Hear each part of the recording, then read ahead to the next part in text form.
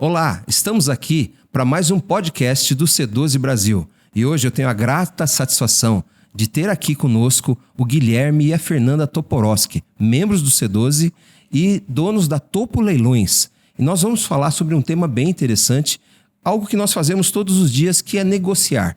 E é um tema que nós abordamos no currículo de abril de 2025 do C12 Brasil, em todos os fóruns do C12, e vamos falar um pouquinho sobre, como cristãos, como que é negociar, como que funciona uma negociação, o ganha-ganha, ganha-perde, tudo aquilo que vocês já ouviram falar sobre o tema de negociações, e vamos conversar sobre isso. Então eu queria estar aqui com o Guilherme, com a Fernanda, né, meus membros, né, então a gente sempre tem que falar que, né, estamos acompanhando vocês, estamos juntos, caminhando há 5 anos já, né? Então, queria que vocês se apresentassem, falassem um pouquinho sobre vocês como empresários, como participantes do C12, como pais, né? Os 3 meninos, né? Que vocês vão estar comentando aí conosco. Então, fale um pouquinho, né? Se apresente aí, Guilherme, Fernanda, né?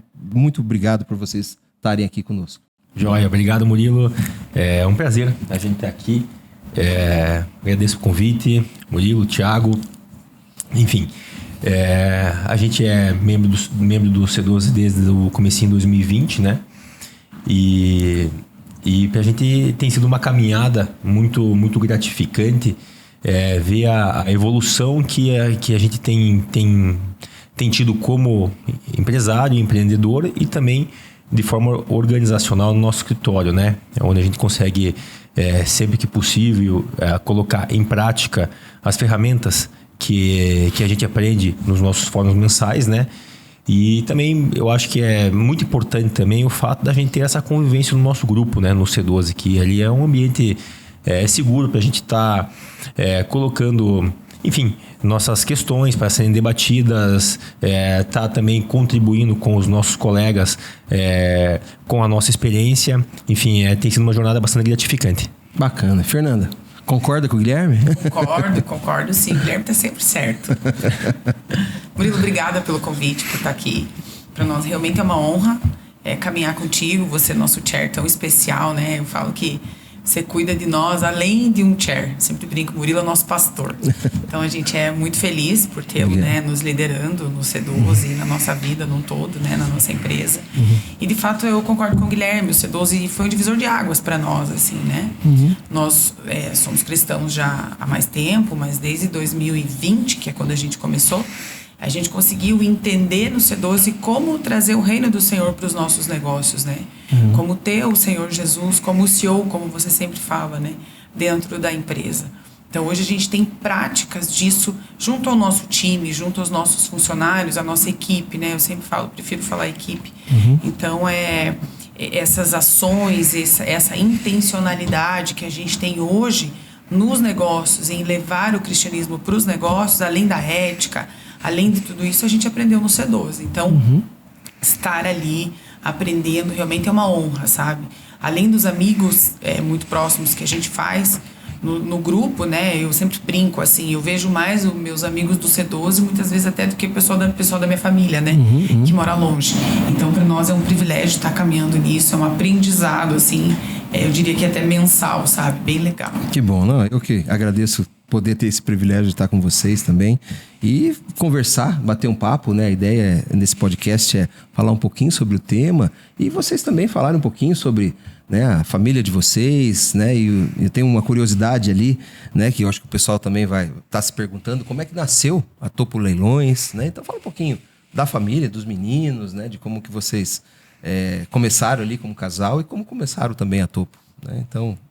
Eu vou falar então dos meninos da família, e o Guilherme, como é o fundador da Topo, ele vai ter mais propriedade, né? Então nós temos 3 meninos, né? O Pedro, o Davi e o João. Davi e João são gêmeos, têm 9 anos e o Pedro tem 10. Eu sempre brinco que eles são os nossos leõezinhos, assim, né? Porque em todos os sentidos, assim. Eles são líderes e ao mesmo tempo guerreiros entre eles, enfim, com tudo que eles enfrentam. Mas são um presente de Deus, né? A gente está juntos na Topo Leilões hoje. Eu desenvolvi uma carreira executiva ao longo da minha vida, né? Mas depois de muita conversa, muita oração, a gente está hoje unidos na empresa e unidos em casa, né? Na educação dos meninos e tudo que a gente planeja e sonha para eles, né? E como é que é, Fernanda, assim, fala aqui no segredo, como é que é lidar com 4 meninos assim em casa? 4 homens, muita testosterona, né? Mas eu sempre brinco, o mais velho dá mais trabalho. Mas é muito bom. O Murilo Guilherme exerce uma liderança muito saudável perante os meninos, sabe? Quando tá o caos, assim, que eu não tô conseguindo lidar com as coisas, eu falo, Guilherme, pelo amor de Deus, me socorre. Ele chega na situação, né? Os meninos já... A lei. Nossa. A lei chegou. Então, a presença dele, às vezes eu falo, Guilherme, eu só preciso da tua presença, demais nada, não precisa falar nada. Então, é muito bonita essa relação que eles têm com o pai, assim, sabe? O Pedro mesmo, o mais velho, né? Mãe, eu não dei boa noite pro pai. Mãe, eu preciso dar um beijo no pai. Então, é tão bonito isso, sabe? Ver essa relação entre esse respeito. Isso faz com que eu admire o Guilherme ainda mais, sabe? Pelo que ele desenvolveu com os meninos, assim. Então, é uma autoridade saudável, sabe? Eu me inspiro nele. Mas eu não consigo, sabe, Murilo, confessar aqui pra você ser como ele. Porque mãe é mais flexível, a mãe deixa mais, né? Eu acho que eu sou mais mole, assim, eu diria, né? Apesar do meu jeito ser imponente, ser dura de certa forma, eu sou um pouco mais mãezona, assim. O Guilherme ele é paizão, mas ele é mais, assim... É muito clara as regras pra ele, sabe? Traz não tem, não tem flexibilidade ali, não. Não, sim. Muito legal. Muito bom. Guilherme, fala um pouquinho. Concorde ou discorde? Concordo. A Fernanda falou já bem, apresentou aqui nossa família, nossos filhos, na dinâmica, né? Sim. Do dia a dia, como é que é, né? É uma luta por dia, né? Enfim, né? Então, os meninos estão aqui na fase da pré-adolescência agora, né? Então, já é uma fase que tá começando agora, novo pra gente. Mas como a diferença de idade é pequena, vai meio que no embalo, né? E até porque quando a gente casou, a gente falou assim, nós poderíamos ter 3 filhos, né? Daí, inicialmente concordamos, né?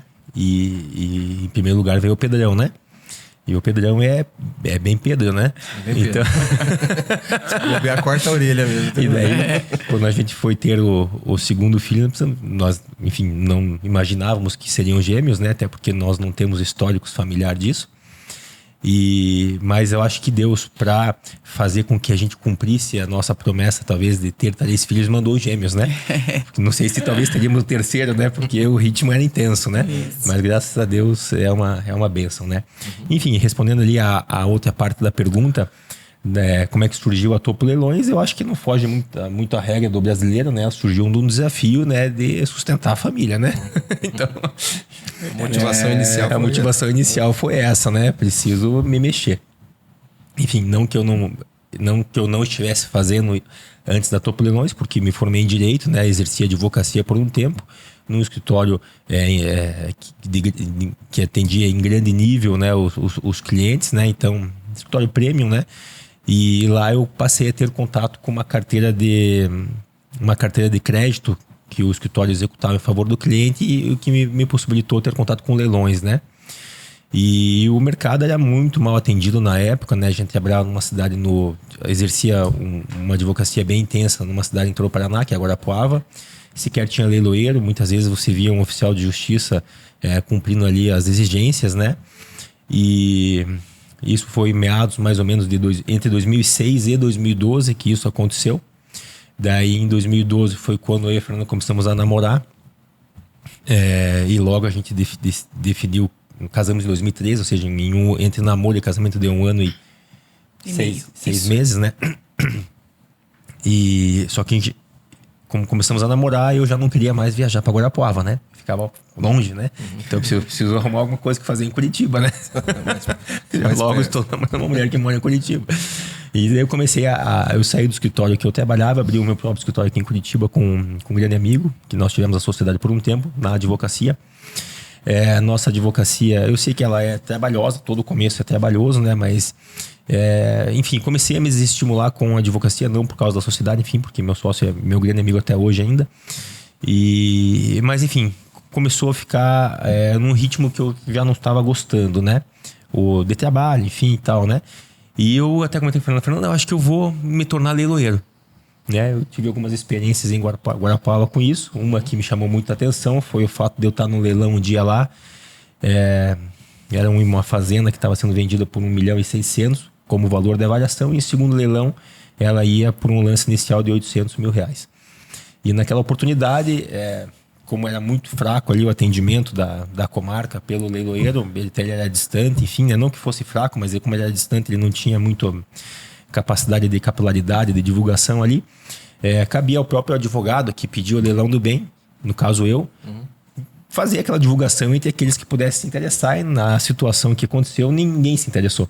Não é que ninguém se interessou, não conseguiu atingir o público e chegou no auditório, no dia do leilão, não tinha ninguém lá. A não ser eu, representando o próprio exequente, que era nosso cliente, com a ordem, né, de que caso não houvessem interessados, a gente ficasse com um bem com o crédito executado no processo. E naquela situação, a gente acabou dando lance de R$800 mil, pagos com o crédito do processo. E ao final do leilão, quando deu-lhe uma, deu-lhe duas, deu-lhe três, o meu cliente acabou saindo arrematante e eu fiz um cheque de R$40 mil pro leiloeiro, né? E eu falei, mas que bacana, né? Isso aqui é um cenário interessante, né? Eu gostei tanto, né, daquele cheque, né? Se bobear é um bom negócio, né? Enfim, aqui essa ideia foi resgatada ali no comecinho de 2012. A gente conversou várias vezes sobre isso, né? E em setembro de 2012, agosto de 2012, eu me tornei leiloeiro aqui no Paraná. E de lá para cá, foi a cesta onde eu acabei cuidando mais dos ovos daquela cesta em detrimento dos ovos da cesta do escritório de advocacia, né? E em curto período de tempo, ali em 2014, já tinha me afastado da advocacia e me dedicado somente ao leilão. Foi assim que começou. E ali a gente começou atendendo o Poder Judiciário, né? Então, o ramo de leilões judiciais. Foi onde a gente começou, é o nosso berço. E dali a gente caminhou alguns anos com o Poder Judiciário. E com o passar do tempo começamos a atender todas as áreas de leilão. Tá? Dentre as leilões decorrentes de extrajudiciais, de contratos de alienação fiduciária, leilões privados, credenciamentos públicos, leilões beneficentes. Enfim, hoje a gente tem todo o leque de leilão do que é possível e disponível e nós atendemos. Tá? Enquanto leilão judicial, nós atendemos toda a região sul, né? Sou um leiloeiro matriculado no Rio Grande do Sul, Santa Catarina, Paraná, São Paulo e Distrito Federal. Ou seja, estamos realizando leilões judiciais em todos esses estados. Isso porque um leiloeiro precisa estar matriculado na junta do estado para poder atender o Poder Judiciário. Contudo, enquanto leilão extrajudicial e leilão privado e até mesmo credenciamento, a gente atende o Brasil inteiro, né? Então, clientes com porte nacional, enfim, então você vai encontrar no nosso caso leilão bens em todos os lugares do Brasil, né? E nossos arrematantes também são de todos os lugares do Brasil. E hoje a Fernanda também é leiloeira, né, Fernanda? Sim, sou leiloeira.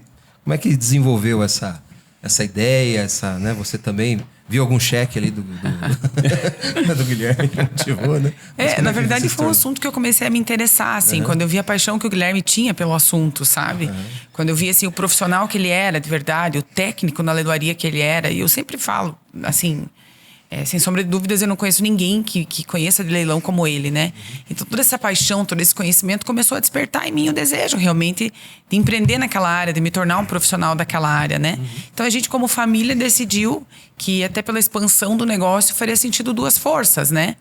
E assim, hoje a gente se complementa muito, sabe, Murilo? Então ele atua em uma área, eu atuo em outra.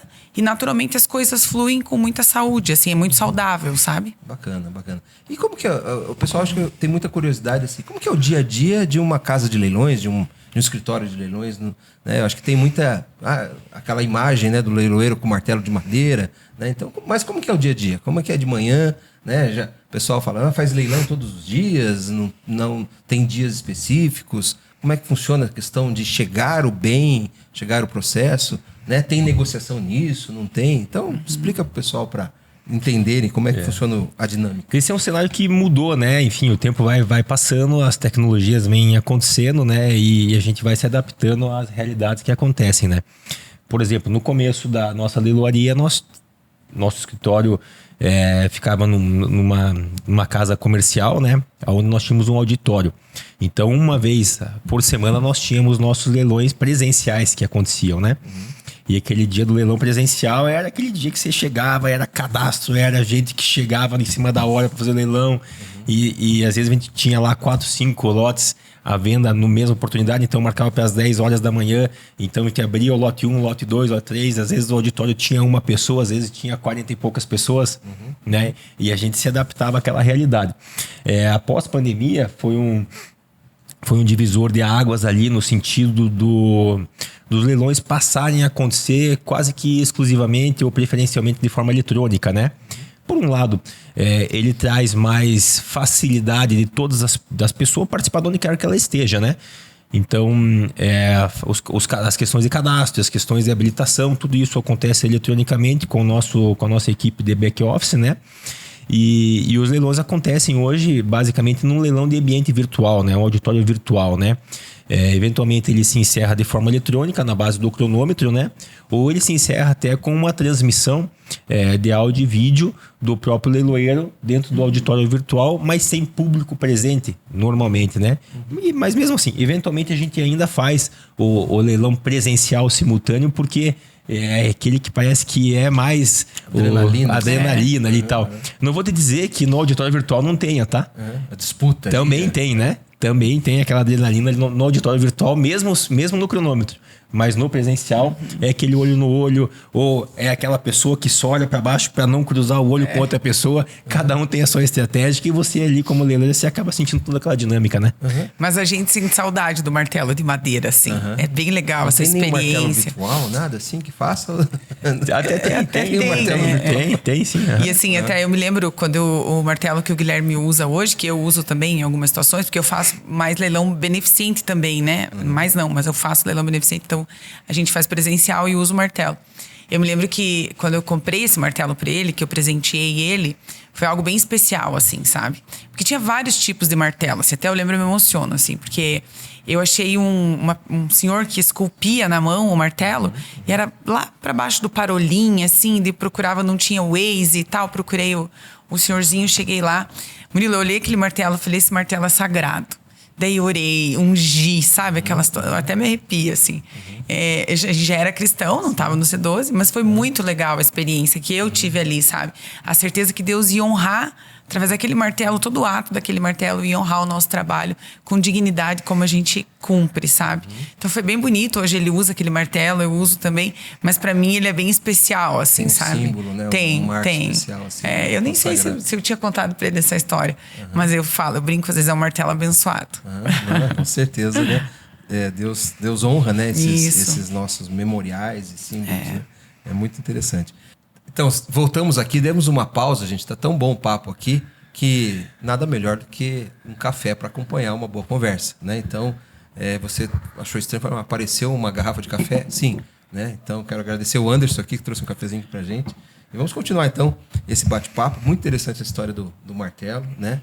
E assim, gente, como é que vocês veem, né, essa questão do público, né, que entra para arrematar um bem, seja um imóvel, seja um carro, seja, né, são vários tipos de bens assim que existem ali, né? E dentro até do nosso tema de negociação, né, são pessoas que estão querendo investir, são pessoas que estão querendo negociar alguma coisa. Como é que a negociação ela linka com o leilão? Como é que o interesse de fazer um bom negócio, de ter adquirir um bem interessante, com valor interessante, como é que a negociação entra no processo de leilão, já que ele não pode negociar com uma parte, né? Eu diria assim, no processo de leilão não existe muita negociação um a um, assim, como a gente tem diariamente, né? O que existe é uma disputa. Uma disputa por um interesse ali, né? Então a gente vai fazer o leilão desse objeto, eu vou disputar, você vai disputar, então existe ali esse desafio emocional que é o leilão, sabe? Que eu diria que a saúde está no limite que você dá para a tua disputa, então até onde eu vou. Mas existiu uma negociação direta, assim? Não, porque a gente tem o valor definido já pelo judiciário, pelo Poder Judiciário, ou enfim, quando é um leilão privado, que é mais a minha atuação, já fica definido o valor mínimo do negócio, né? Então, negociação diretamente não. Existe, como eu falei, a disputa, né? Ele tem que negociar com ele mesmo, né? Isso, com a mente dele. Mas né? veja como é interessante, às vezes, a questão do ponto de vista, né?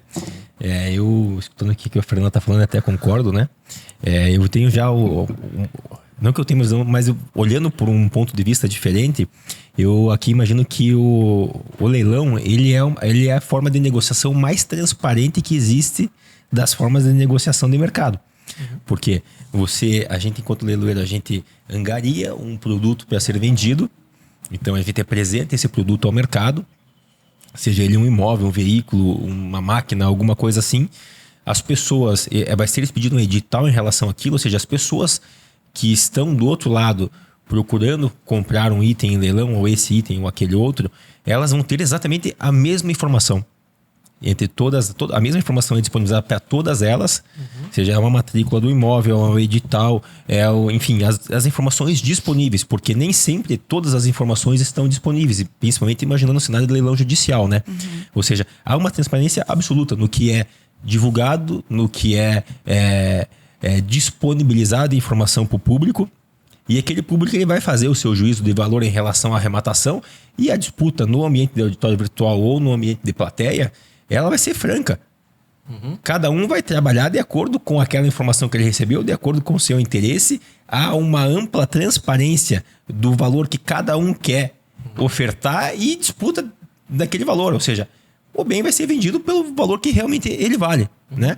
Ou seja, eu vejo que é uma forma absolutamente transparente de negociação, porque está todo mundo vendo o que está acontecendo. Sim, Perfeito. Interessante perfeito. É um outro ponto de vista, mas extremamente correto. Essa visão, exato. Porque nós temos, né, comumente a ideia de que a negociação você tem que entrar sempre com uma carta na manga, sempre com alguma coisa que vai ter que surpreender, e muitas vezes em prol de alguém estar perdendo alguma coisa de um lado, como se fosse uma briga ali, né? Uma disputa, um ringue, onde um sai machucado e o outro sai vencedor. Exatamente. Né? E dentro do currículo até desse mês, né, foi um tema que me instigou muito, porque, puxa, dentro da visão cristã, né, de cuidar da outra, né, das pessoas, da outra parte, né, nós vimos um aspecto ali de que sempre a negociação que o cristão participa é uma negociação de ganha-ganha.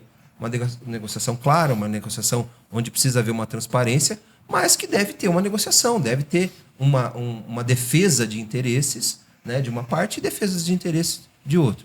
Como é que vocês veem, né, a Fernanda, né, é conhecida, né, dentro do C12 assim, por ser extremamente comercial. A Fernanda, né, uma executiva, né, que fez carreira na área comercial, né, Fernanda? E lá no grupo ela sempre é admirada que Fernanda, assim, ela sempre dá uma oportunidade, ela está oferecendo alguma coisa, está no DNA da Fernanda.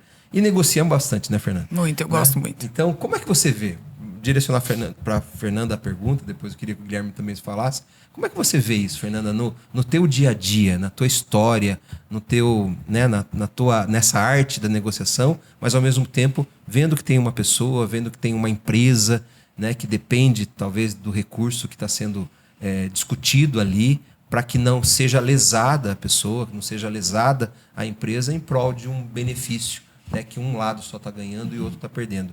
Né? Então, trazendo um pouco o currículo que nós trabalhamos, como é que você aplica isso? Como é que é no teu dia a dia? Qual que é a tua opinião com relação a isso?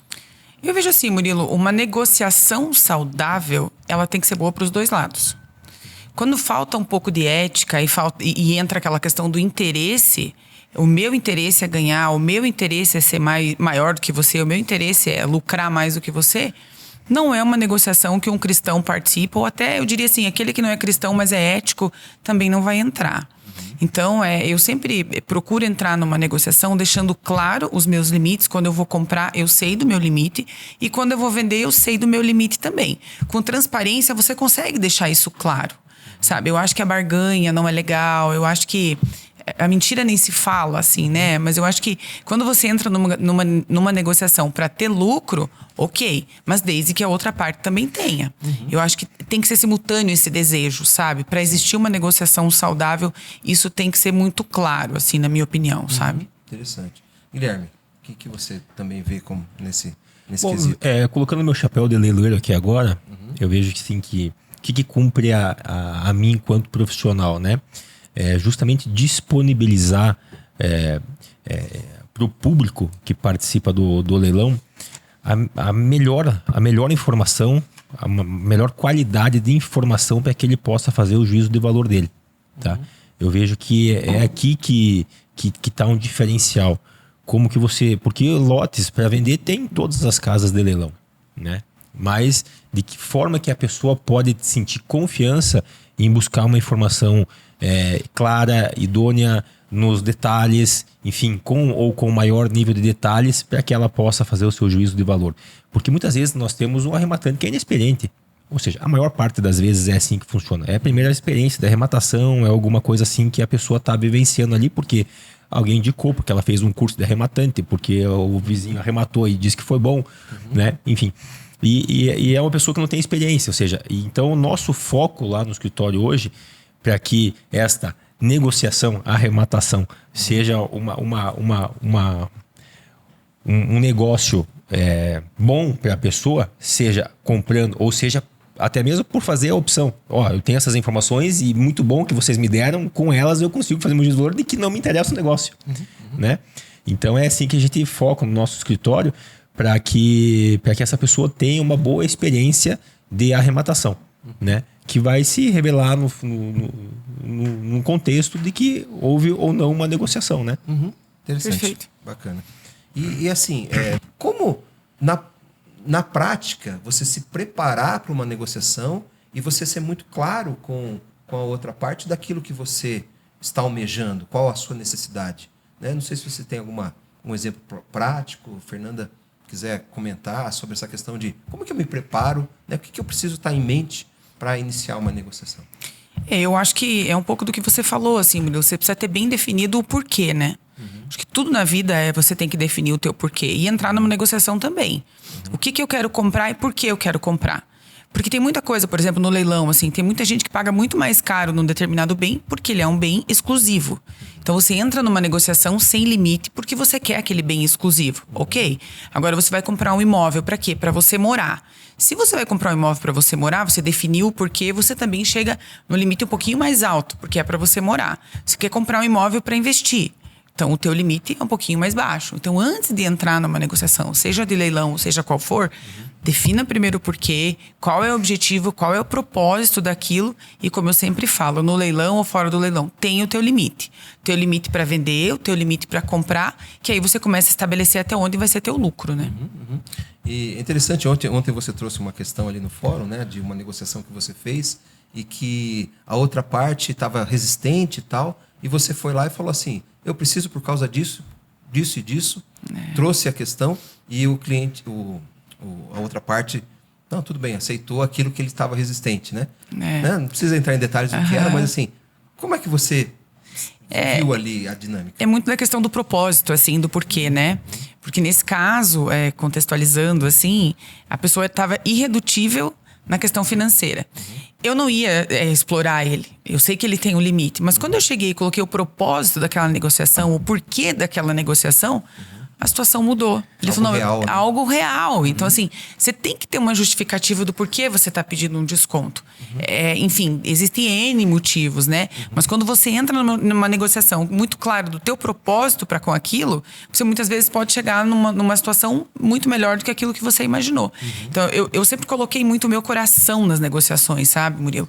Se eu vou negociar, independente do que seja, eu me entrego naquilo. Então, eu acho que é por isso que eu gosto tanto da área comercial, porque eu vejo que é algo que brilha, assim, nos meus olhos, no meu coração, porque é algo que vai de encontro com o meu propósito, que é resultado, que é alavancagem. Eu sou muito movida, né, por crescimento, que é resultado. Então, é algo que me fascina, assim. Então, eu sempre defino o porquê, defino o propósito e vou para uma negociação. E não gosto muito de perder, Murilo. Não é tirar o que não posso. Né? Exato, mas eu gosto sempre de que seja bom para os dois lados, mas eu consegui atingir o meu propósito.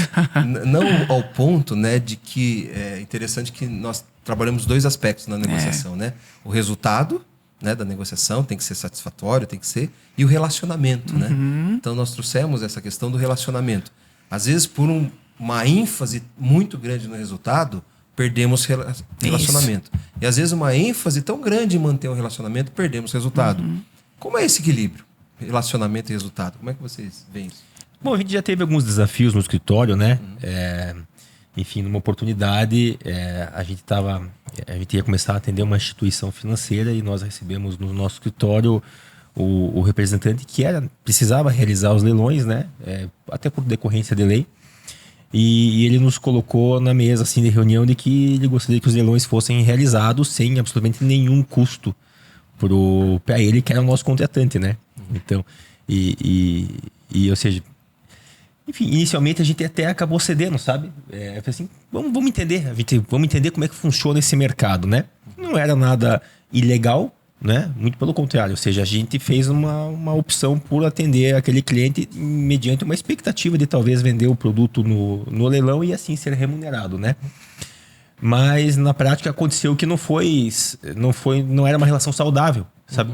Pra gente. Porque existia uma demanda muito alta pelo serviço dos nossos colaboradores em relação ao atendimento desse cliente, e no final das contas nada era arrematado em leilão porque as condições eram inviáveis, né? Não era por conta do nosso trabalho, mas porque as condições da venda eram inviáveis decorrentes da própria lei mesmo. E essas condições viáveis não eram também culpa do cliente, né? Mas era do negócio, né? E até que a gente chegou ao seguinte, esse cliente não nos interessa mais. Nós temos uma tabela de remuneração, a gente abriu mão dela aqui para conhecer o mercado, mas enfim, agora a gente não... É inviável. Não, então vocês não vão nos atender? Não, infelizmente não. Você é um grande banco, um grande cliente, mas nós não nos interessa como cliente. Relacionamento é interessante. Exatamente. E agora acontece que passou mais ou menos 1 ano e pouco depois, mas nós entregamos um excelente trabalho, né? O que ele precisava fazer foi cumprido com o nosso trabalho. A questão é que agora faz alguns meses, né? Esse cliente voltou, né? Enfim, talvez tenha tido algumas experiências ruins no mercado, né? E ele voltou já com uma outra conversa assim. Aprendeu. Quanto custa? Me manda quanto custa, né? Pra gente poder trabalhar junto novamente, né? Falei, não, é isso aqui. E eu não cobramos mais caro porque ele voltou, né? É o preço de tabela. E aquilo que eu falo também, Murilo, chega em alguns momentos que você tem que dizer não pra negociação. Que você tem que dizer não pro teu cliente. A gente sempre brinca, demitir o cliente, né? Então, quando a coisa começa a ser bom só pra um lado, não é saudável. Não desenvolve relacionamento, não desenvolve parceria. Tem que ser bom pros dois lados, senão a coisa vai chegar um momento que vai redentar essa parceria, sabe? E tem uma cultura, né? Você vê que a cultura do mundo, você vai vender alguma coisa por 100, você pede 110. Vou pedir 110 para fechar no 100, né? Você sempre tem alguma coisa assim para, né, dar uma vantagem, uma pseudo-vantagem ali, né?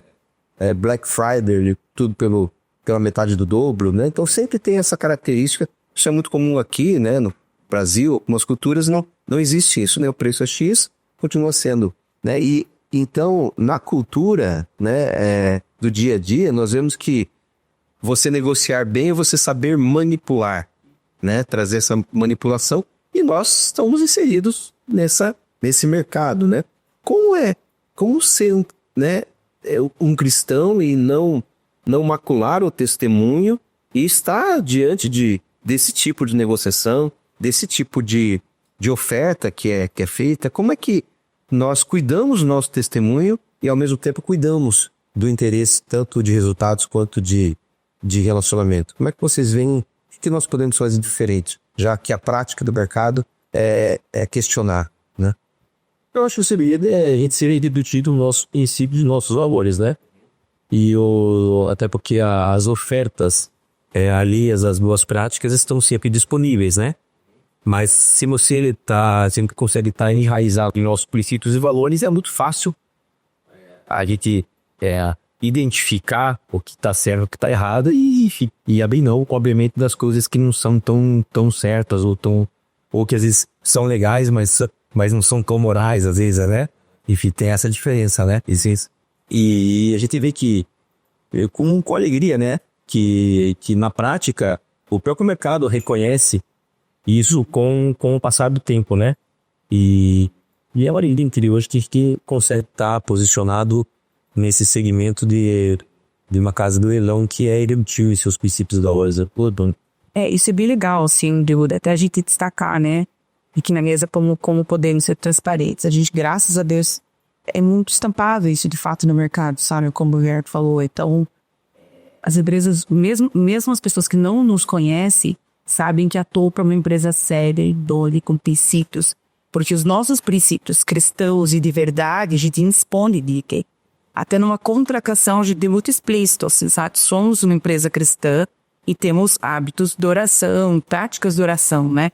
As pessoas normalmente concordam. E não é uma imposição, não comunicada, é deixar transparente para que a pessoa não entenda o que é isso, ninguém me falou. Assim como a gente, é claro, noção a todas as situações legais ali, a gente, claro, com relação a isso também. Tá muito legal, não é uma coisa que a gente precisa falar. O mercado já reconhece isso. Então eu fico muito feliz, sabe? Porque o nosso desejo é agradar ao Senhor, né? O nosso desejo é ser Ele aqui na Terra. Então fazendo isso, a gente consegue expor um pouquinho daquilo que a gente vive e daquilo que a gente quer nele, sabe? Então, até a questão que eu me lembro aqui, né, dentro desse assunto, foi parece que de um lote de relógios que você, né, estava leiloando e que foi identificado que haviam relógios, se não todos, alguns relógios ali falsos, né, falsificados. E que você, naquele momento, você manifestou esse fato, né, e acabou protegendo ali o arrematante, né, de ter adquirido, né, um relógio, alguns relógios falsos. Né? Então, É isso me aí. fale Murilo. dessa Esse história. foi um caso atípico, né? Que aconteceu conosco, né? A gente recebeu uma nomeação do Poder Judiciário, da Justiça Federal, para fazer esse leilão, uma alienação antecipada de bens, por conta de que foram apreendidos pela Polícia Federal alguns bens decorrentes de uma operação. E naquela apreensão, o objeto da venda era um relógio da marca Rolex, né? A Polícia Federal inicialmente tinha apreendido 10 itens, né? Que foram submetidos a uma perícia. E daqueles 10 itens, 4 foram identificados como cópia e 6 como originais. E, obviamente, o Poder Judiciário determinou que nós vendêssemos só os originais em leilão e as cópias seriam desprezadas, né? E naquela situação, no dia do leilão, nós tivemos vários habilitados, gente de toda parte do Brasil, dando lance, porque era uma situação realmente interessante de compra. E daqueles 6 relógios que estavam sendo oferecidos, 4 foram arrematados e 2 não. Daí, minha equipe de back-office no pós-leilão, encerrando, existia ainda um prazo de venda direta pós-leilão, entrou em contato com aqueles habilitados, né? E eu, daqueles habilitados, conhecia uma pessoa que era um expert em Rolex, né? Eu mesmo tinha convidado, vou fazer um leilão no Rolex, se cadastre lá e participe. Ele acabou arrematando um, e daqueles 4, né? E ele ia pedir, sobrou 2 aqui, você não viu lá, não quis dar lance? Tá no prazo da venda direta, é possível você fechar a venda agora. Ele falou assim, não, topo, esses 2 aqui, um modelo eu realmente não gosto, e o outro modelo, embora eu goste, é um produto que é cópia. Eu falei, mas não é cópia. A Polícia Federal já avaliou. Ele falou, não, tô falando, esse aqui é cópia. Ele é um expert, pelas fotos ele consegue identificar, não sei como é que ele... Não, um expert consegue esse tipo de coisa, né? E... sei que acabou passando o tempo, outra pessoa arrematou aquele Rolex que ele tinha identificado como cópia, né? E daí até me causou uma certa surpresa e eu chamei minha equipe, preciso saber quem foi que arrematou esse relógio. Dele, não, foi uma pessoa de Manaus, tá aqui o cadastro dele e tal. Ele falou, me dá o contato que eu quero falar com ele. Daí liguei pro cara e falei o seguinte, tem esse produto, esse Rolex que você arrematou aqui, você é um expert em relógio, é um entusiasta, tal, você entende, você viu as fotos, né? Ele, não, entendo, o relógio é bacana e tal, foi uma boa compra. E eu falei o seguinte, eu tenho uma informação que é extraoficial, porque foi me dada por uma outra pessoa que também estava participando desse leilão e ele identificou esse relógio como cópia pelas fotos, né? E em contrariedade é o que dizia o laudo da polícia, né? Da Polícia Federal. Ele, não, como é que a gente faz e tal, né? Eu, de fato, não sei avaliar, né? Pelas fotos, né? Ele falou, então vamos fazer o seguinte, o processo tem que seguir dessa forma, você vai ter que vir retirar o arrematante de Manaus, né? E ele teve que, enfim, comprar a passagem de avião dele, vir para cá, mas pelo menos um dos Rolex que ele tinha comprado era verdadeiro, ou seja, não perdeu a viagem. Ele veio para Curitiba e falou assim, então quando você chegar lá para fazer a retirada dos bens, na Caixa Econômica, porque os relógios ficam lá depositados, você vai se certificar ali na hora de que se o produto é falso ou não, enfim. Passa aqui na loja da Rolex, aqui em Curitiba, veja se alguém da loja te acompanha para te instruir ele na hora, para te auxiliar. E você identificando lá que é cópia, você deixa lá na caixa e pega só o original e vai embora e depois resolve no processo. E foi isso que aconteceu. Ele chegou lá, pegou o original, o outro ele realmente viu que era cópia, acho que abrir no fundo tinha um mecanismo ali que fazia identificar se era um verdadeiro ou não, né? Ele devolveu o processo lá, provocou o juízo, daí o juízo foi provocado, diante dessa situação, a fazer uma nova perícia. Porque uma informação extraoficial não seria suficiente para que isso acontecesse, né?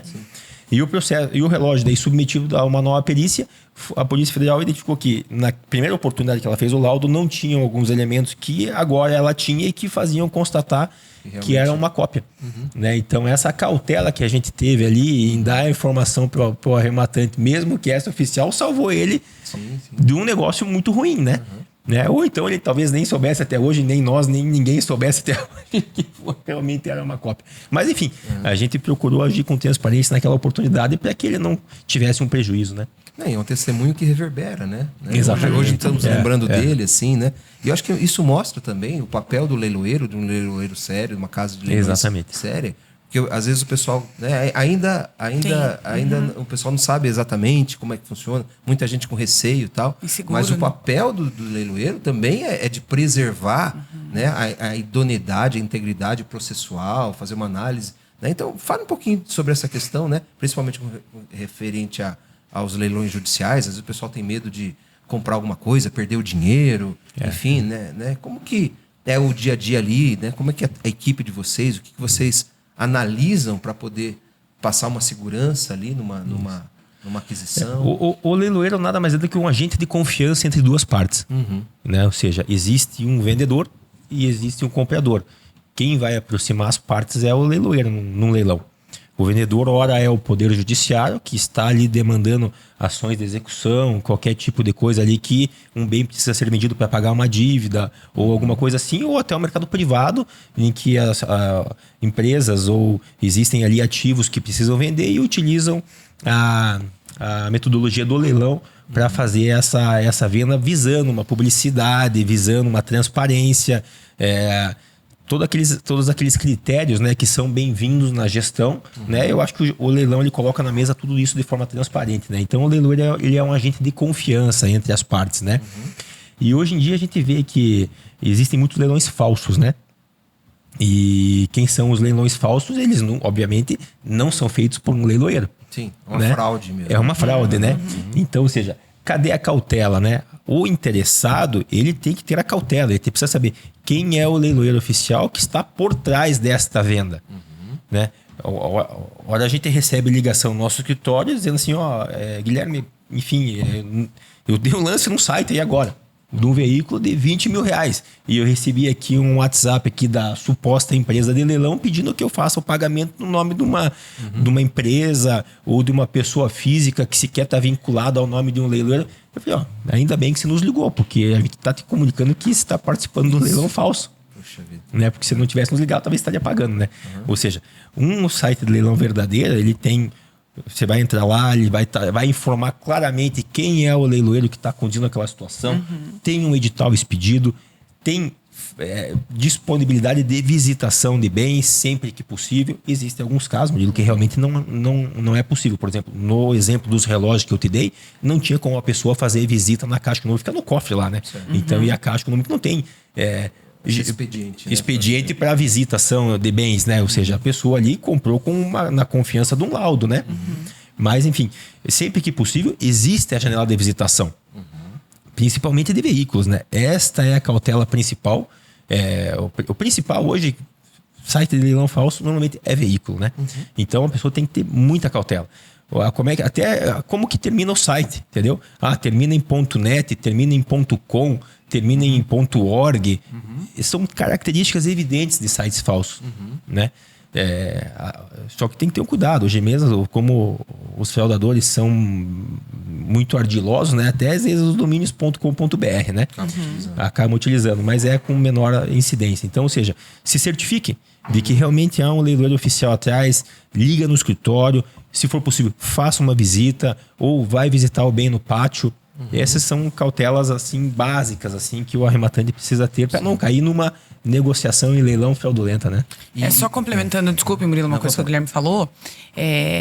Entrou no site, tem o nome de um leiloeiro. Verifique a matrícula desse leiloeiro.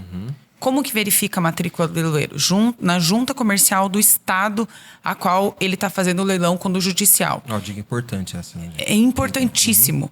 No site da junta comercial, você consegue localizar o nome do leiloeiro. Porque às vezes está um nome lá, né? Fernanda, não sei do quê. A cara do site, um domínio.com.br, o que é mais difícil, né? Mas pode ser que tenha. Não, eu vi, tem um leiloeiro. Qual que é a matrícula? É do estado de São Paulo? Junta Comercial do Estado de São Paulo. É de Santa Catarina? Junta Comercial do Estado de Santa Catarina. Isso é imprescindível. Daí você começa a olhar as oportunidades. Porque tem também umas coisas assim, eu sempre falo, aquela questão da negociação. uns milagres meio exorbitantes, assim.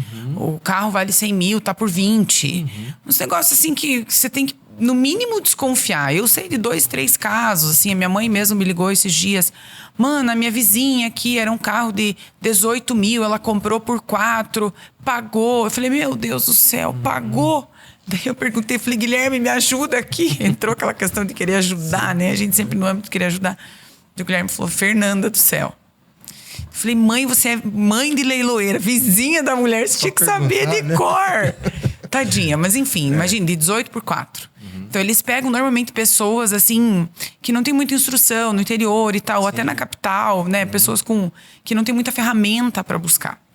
Mas uma dica primordial, assim, qual a matrícula daquele leiloeiro que está indicado no site? Eu acho que sondar também, E né? o pagamento, esse aqui é importantíssimo. O pagamento, primeira coisa, identificar quem é o leiloeiro. Sim. Se você entra no site e não tem o nome de nenhum, cai fora. Procura um que tem ali, um site de leilão que é idôneo, ele ostensivamente está dizendo quem é o profissional que está conduzindo aquela situação. Qualquer pagamento de arrematação e leilão é na conta pessoa física no CPF do leiloeiro. Né? Comissão Não é nome de terceiros, somente no CPF do leiloeiro. Sim. Pagamento de arrematação somente no CPF do leiloeiro. Salvo em arrematação judicial, que você faz um depósito judicial. Ou seja, você está depositando para o Poder Judiciário o valor de uma arrematação. Ou seja, é um ambiente muito seguro se você tomar as cautelas básicas, né? Sim, e eu acho que isso... Acho que para toda negociação, entrando num leilão, entrando numa negociação, a gente sondar muito o coração, né? Porque, né, no caso da tua mãe e tal, quer dizer, é por inocência. Exato. Né? É inocência, Mas claro. muitas vezes eu vejo assim que... falar num ambiente cristão, né? A gente vê cristãos que entraram em uma má negociação ou participaram, que o coração estava envolvido na ganância. Ganância. Exatamente. Né? Isso é muito E perigoso. aí, né, como você falou, puxa, esse negócio... A pessoa fica cega. Tem um Fica limite, cega. Fica cega, Uhum. né? Então, eu acho que nós, como cristãos, a gente precisa cuidar também, né? Sondar o nosso coração em qualquer negociação, para ver se você não está entrando com um coração ganancioso na cultura do ganha-perde, né? Eu ganho e você perde. Para eu ganhar, eu tenho que perder, né? Então, você já viram alguma vez, assim, até arrematantes que entraram e depois não tiveram capacidade de pagamento ou, né, ou outras negociações que vocês participaram que vocês viram isso ser real, assim, que a negociação foi movida única e exclusivamente pela ganância? Tem algum exemplo? Vocês lembram de alguma situação? Olha, Murilo, já aconteceu várias vezes, assim, por exemplo, assim, o lance dado em leilão, ele é irretratável.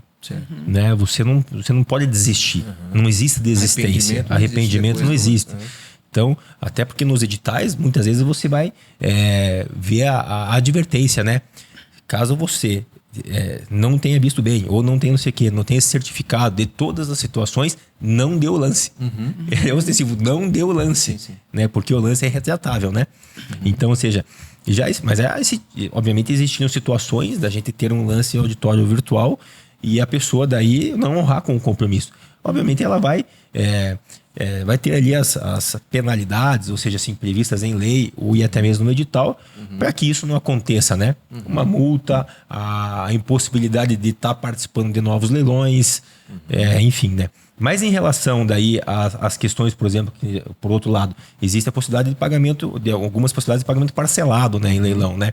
Então, a pessoa que fez o pagamento parcelado e no decorrer do parcelamento perdeu a capacidade de pagamento, é uma questão de mercado, né? Isso pode acontecer e não decorre da boa ou da má fé, decorre da própria situação que a pessoa passou a partir de um determinado momento Aí fica uma relação fica de uma credor relação. e devedor. Exatamente. Mais normal daí. Não tem mais a penalidade Isso. pela má fé ou até de entrada, né? Interessante. E, gente, voltando um pouquinho assim, né? A gente tá caminhando aí pro final, tá gostoso o papo, né? Dá pra gente conversar bastante. Acabou o café aqui até já. E pensando assim, né? Vocês trabalham, eu gosto muito de trazer essa ênfase, né? Naqueles, até membros do C12, que são casais, trabalham juntos. Então não há como nós não passarmos nesse assunto, né? De como é que vocês lidam ali. Eu sei que tem o papel, né, profissional ali, mas ao mesmo tempo vocês estão ali como casal, né? E como é que vocês lidam com isso? Administram os conflitos, né? Que conselhos que vocês podem dar também para que as pessoas que trabalham, casais que trabalham juntos ou que pretendem trabalhar juntos, né, possam ter ali para poder amenizar né? E fazer com que seja uma bênção ali. Que o testemunho de vocês pode ajudar nisso? Eu começo? Então, Murilo, eu sempre falo que é muito da lente a qual você olha as situações, sabe? É claro que tem seus desafios, né? Trabalhar com o esposo, enfim, o casal. Qualquer relação tem seus desafios. Uma relação de sociedade entre duas pessoas, né? Tem seus desafios. Mas eu procuro olhar sempre pelo lado bom da situação, sabe? Por exemplo, estar com ele todos os dias me traz muita segurança. Então, estar andando ao lado dele, né? Nos negócios, a gente se complementa. Então, eu tenho um talento, ele tem outro talento. Então, na questão técnica, a gente se complementa, sabe? A questão emocional, eu sou muito mais emotiva, eu sou muito mais... Eu tenho pena da situação. O Guilherme já é mais racional. Fernanda, isso, aquilo. Então, às vezes a gente entra em embate, né? Enfim, você sabe, né? Caminha conosco de maneira muito próxima. A divergência de opinião, né? Exatamente, eu vou para um lado, a minha opinião é essa, a dele é essa. Então, a gente sempre busca um ponto de equilíbrio. Então, você cede aqui, eu cedo ali. E é natural, não é uma questão você tem que ceder. É uma questão natural da caminhada de dois sócios, sabe?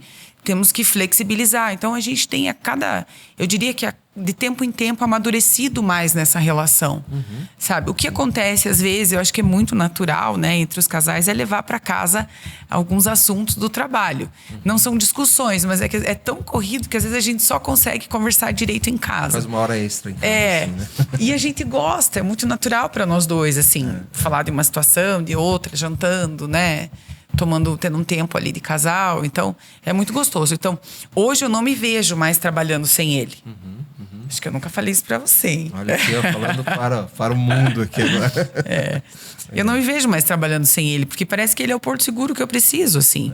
Apesar de muita coisa eu resolver sozinha e tal, eu preciso da presença dele, da opinião dele, da segurança que muitas vezes calado ele me passa, sabe? Então, assim, caminhar juntos, a Bíblia fala, a bênção é em dobro. Então, caminhar com ele é uma milha a mais que a gente anda junto, sabe? Sim, então, para mim é bem importante, assim, hoje é fundamental estar próximo dele. Que joia. Guilherme, que dicas aí você dá? Eu concordo com o Fernando, para mim é um privilégio a gente estar podendo trabalhar, a gente poder estar trabalhando juntos hoje. É claro que a leiloaria PV é uma atividade independente, a minha e a dela, né? Mas estamos no mesmo contexto, né? Caminhando junto, né? E enfim, e as situações que a gente resolve, que são comuns a qualquer empreendedor, a qualquer negócio, né? Eu acho que o importante é sempre buscar em Deus a sabedoria, né? Sabedoria e enfim, e a melhoria constante no que se refere à forma de comunicar, à forma de ouvir, a como debater os problemas, né? Enfim, e até porque a Fernanda, ela é leiloeira a questão de 3 anos, né? 2, né? 2 para 3 anos. Mas já fazia uns 5, 6 anos que eu vinha batalhando, né, por essa. Tava negociando com ela. Tava negociando com ela, precisando, né? Por esse lado, né? Sim. Enfim, e pra gente pra nossa família tem sido uma bênção, um privilégio essa oportunidade que a gente tem de trabalhar junto. Bênção demais. Muito bom, gente. Eu queria agradecer, né, a participação de vocês nesse podcast.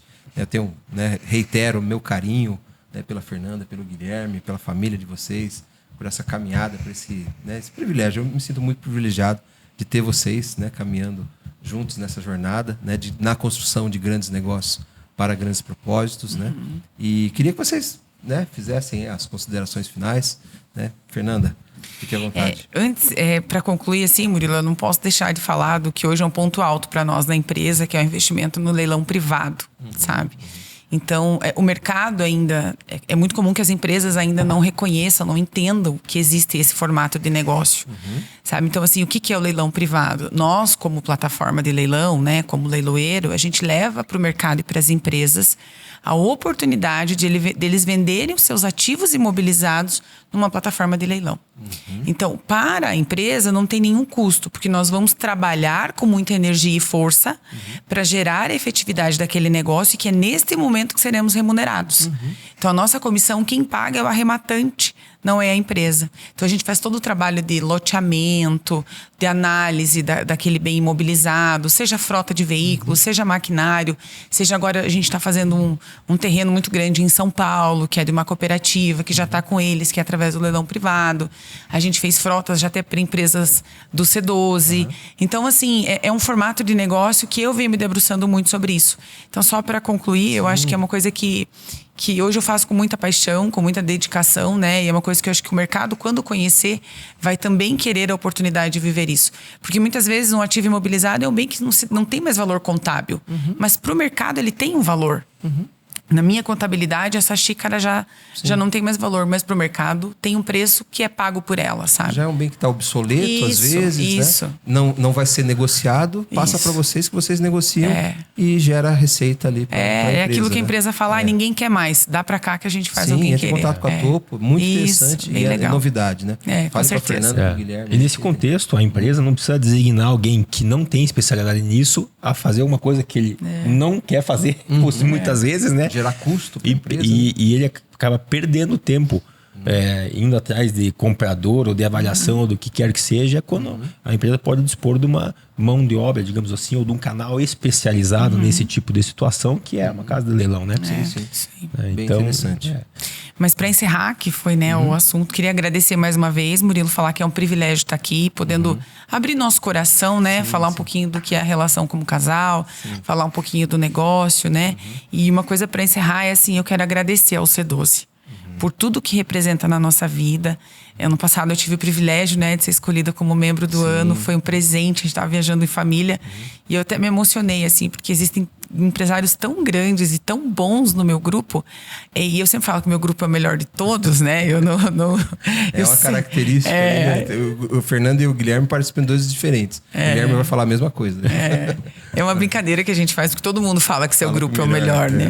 Então, assim, eu tenho muito a agradecer a vocês. Eu falo, assim, que todo empresário deveria participar do C12, além de caminhar com o chair, o todo, assim, do que a gente aprende, do exemplo, sabe? Os testemunhos dos Estados Unidos, né? Agora o Thiago também na liderança, uma pessoa sensacional, assim. Então, eu tenho só a agradecer, além do convite, pelo C12 que você representa hoje aqui. Meu muito obrigada. Nós que agradecemos, Fernando. Eu agradeço de coração mesmo. Obrigada. E você. Guilherme. Eu também quero deixar meu agradecimento, faço as palavras da Fernanda nas minhas aqui, em todo esse contexto que a gente se insere em relação ao C12, né? Quero deixar um abraço aqui também para os meus amigos aí do meu grupo, né? Que é o melhor grupo. Que é o melhor grupo, com certeza, né? E, enfim, e é o melhor chair também, né? Vai dar ciúmes aí. Vai dar ciúmes, isso aqui vai dar... Ele foi melhor que eu. Vai dar ciúmes, vai dar ligação, né? Que me explica melhor isso aí. Sim. Enfim. Mas, enfim, meu agradecimento. Obrigado mais uma vez pelo convite, né? A gente trazer aqui o assunto do leilão, que nas entrelinhas, todo mundo já ouviu falar do leilão, então, mas nas entrelinhas acaba muitas vezes sendo um cenário obscuro, né? As pessoas muitas vezes não conhecem, né? E fica meu convite, meu desafio até para as pessoas que querem fazer um investimento ou que querem vender um ativo. Busque uma casa de leilão, enfim. Ou fale comigo, fala com a Fernanda, estamos aqui à disposição. Pode buscar melhor que a Topo Leilões. Pode buscar melhor também, que é a Topo Leilões, né? Reforçando, Murilo, a gente está com as portas abertas, de fato, independente da compra ou não compra, para esclarecer, para falar, para ensinar, né? Então, a gente é melhor, pode comprar de nós também, não vai ter problema. O leiloeiro é o mais bonito da história da leiloaria. Brincadeira. O Guilherme é o galã do grupo lá. Imagina, né? Muito bem. Gente, então, obrigado mais uma vez. E eu quero agradecer você que nos acompanhou até agora, né? Um papo muito gostoso. E fazer um convite para que você acompanhe os podcasts do C12, se inscreva, né? Receba. A gente está com muito material, muita gente boa, que nem a Fernanda e o Guilherme, que são membros do C12, né? Como a Fernanda colocou, tem tanta gente boa, com tanto conhecimento, cristãos que são sérios na sua caminhada, buscando o melhor de Deus para suas vidas e também colocar realmente o seu negócio como o seu ministério, né? Então é isso que nós fazemos no C12. Capacitamos CEOs e empresários cristãos a construírem grandes negócios para grandes propósitos. Então quer conhecer mais um pouquinho do C12? Entra no site www.c12brasil.com.br e acompanhe a gente nas redes sociais. Até a próxima, gente!